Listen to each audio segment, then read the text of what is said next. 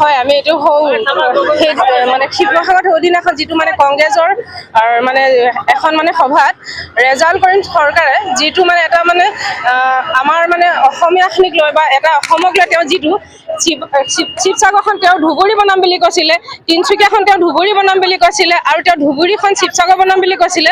তো সেইটো আমি কেতিয়াও মানি নলওঁ। আমি ডিব্ৰুগড় আজি ৰাইজ ওলাই আহিছোঁ। তো তেওঁ অসমখন তেওঁ দেউতাকৰ বা তেওঁ পৈতৃক সম্পত্তি নহয় আৰু আমি কেতিয়াও অসমীয়া নামানো আৰু মিয়ালেন আমি অসমত কেতিয়াও কৰিবলৈ দিয়া নহ'ব। আৰু আমি ইয়াৰ পৰাই কংগ্ৰেছৰ যি আমাৰ সভাপতি গৌৰৱ গগৈ ডাঙৰীয়াক এটাই কথা অনুৰোধ জনাম, তেওঁলোকে এনেকুৱা ধৰণৰ যদি মানুহবিলাক যদি তেওঁলোকৰ যদি লিডাৰবিলাক যদি তেওঁলোকৰ যদি হেৰিয়ত যদি পাৰ্টিত যদি তেওঁলোকে থাকিবলৈ দিয়ে, তেতিয়াহ'লে নিশ্চয় কংগ্ৰেছ দলটো মানে আৰু সৰ্বনাশ হ'ব। তেওঁলোকক এটাই অনুৰোধ জনাম, এনেকুৱা ব্যক্তিবিলাকক অতি শীঘ্ৰে বহিষ্কাৰ কৰিব লাগে।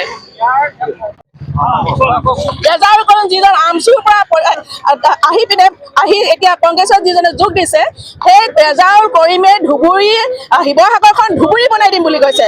অলৰেডি ধুবুৰীত মিয়া যিবিলাক বাংলাদেশী দেখি মিয়া আছে ভৰ্তি হৈ আছে তাত। আৰু আমাৰ শিৱসাগৰ আমাৰ ঐতিহ্যপূৰ্ণ শিৱসাগৰ য'ত খিলঞ্জীয়া মানুহে আছে, আমাৰ উজনিখন আমাৰ তিনিচুকীয়াখনত ইয়াত যদি ধুবুৰী বনাই দিব কৈছে, তেতিয়াহ'লে আমি এখন ন্যায়ালয় বুলিয়ে ভাবিব লাগিব। এখন আমি ন্যায়ালয় হ'বলৈ কেতিয়াও দিব নোৱাৰো।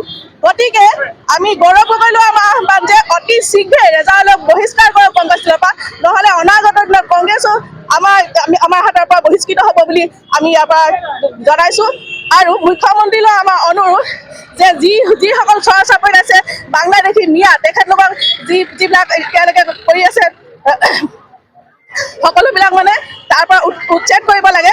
কাৰণ আমাৰ খিলঞ্জীয়া মাটি ভূমি চৰ চাপৰি বা য'তে হ'লেও দেখিছোঁ যে সিহঁতে অধিকাৰ কৰি আছে। আমাৰ খিলঞ্জীয়া হাতত দিয়া মাটি নাই। আৰু এই আমাৰ যেতিয়া উচ্ছেদ চলি থকা অৱস্থাতে এই ৰেজাউল কৰিমে কৈছে যে শিৱসাগৰখন আৰু হেৰিখনো তিনিচুকীয়াখনো ধুবুৰী বনাই দিম।